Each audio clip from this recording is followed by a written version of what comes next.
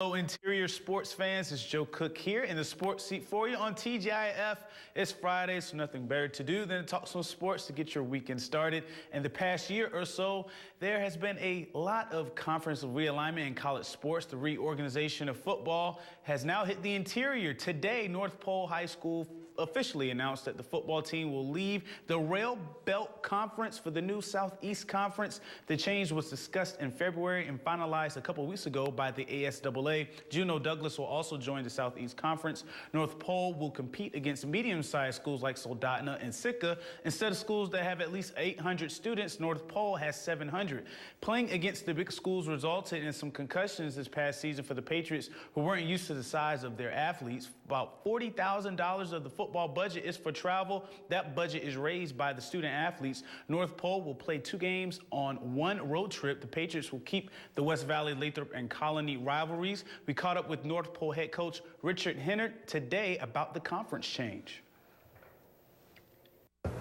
We're not taking a step down competitively. We're just getting into a better fit for our competition.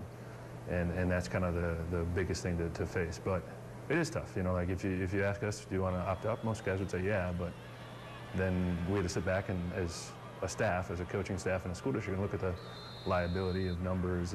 If our enrollment is lower, you know, what does that say about the chances for injuries like concussions and things like that? And we had to really take a hard look at the things, and the cutoff for OSA was 800, and we're below that, so ultimately it was that, you know, was the decision.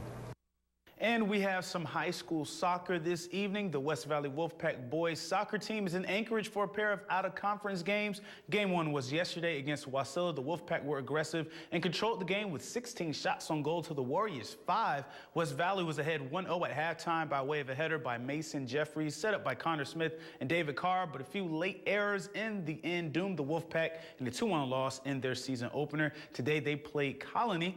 We'll have the outcome tomorrow in Saturday Sportscast.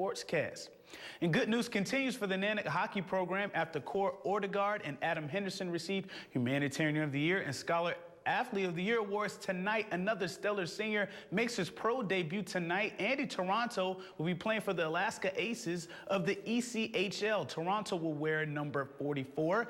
The Aces played Ontario Reign in California. The Aces are the top team in the ECHL with 48 wins and 103 points. Toronto is the first of 7 UAF seniors to sign a pro contract. Former Nanack and teammate Dustin Molly is already on the Aces active roster. Toronto led the Nanacks in scoring this season with 16 goals. He was a second-team All-CCHA selection and has tallied over 100 career points, 120 total, tying him for 17th all-time on the blue and gold's list. The Aces will host San Francisco in the first round of the playoffs in Sullivan Arena starting April 5th.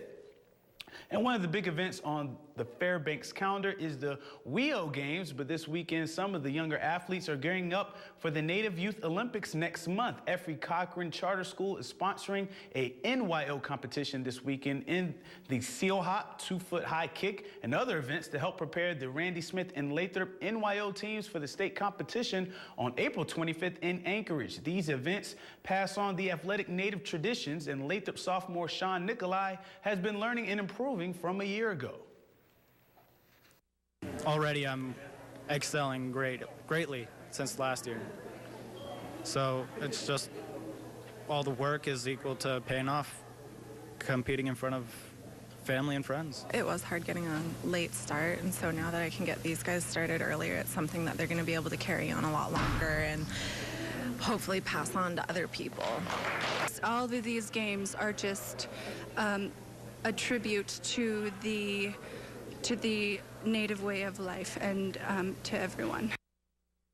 And that'll do it for sports this evening. Thanks for rocking with me for a little while. Come back at 11 for the Sports Nightcap for Ice Dogs highlights as they take on the Kenai Brown Bears. For more KTVF sports, go to Twitter, YouTube, webcenter11.com, and our mobile app. Stay cool, Alaska. Mike Schultz has your full weather forecast coming up next, and we'll catch you next time.